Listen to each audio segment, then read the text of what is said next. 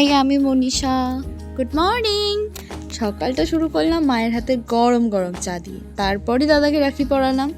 আজ কে কে তোমরা তোমাদের দাদাকে রাখি পরালে আমায় কমেন্টে জানিও কিন্তু। পূর্ণিমার শুভ তিথিতে একটাই চাওয়া, পৃথিবীর সকল ভাই দাদারা সবাই যেন ভালো থাকে, সুস্থ থাকে, এটাই কামনা করি। রাখি পরিয়ে মিষ্টি খেয়ে প্রণাম করে আশীর্বাদ নিলাম। আর গিফটটা ওটা দাদা বলেছে পরে দেবে।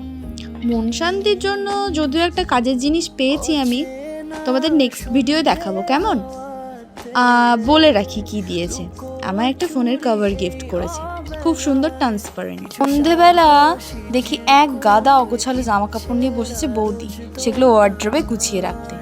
তারপরই দেখি আমার ঘর ধোঁয়ায় ভর্তি, কারণ এটা আমার ধুনোর গন্ধ খুব ভালো লাগে। এই তো সন্ধ্যাবেলা মাকে আমার একটু নোটস লিখতে দিয়েছিলাম। আমার পড়ায় অনেক চাপ থাকলে মা এরকম আমায় একটু হেল্প করে। এই তো শেষ। রাধে রাধে।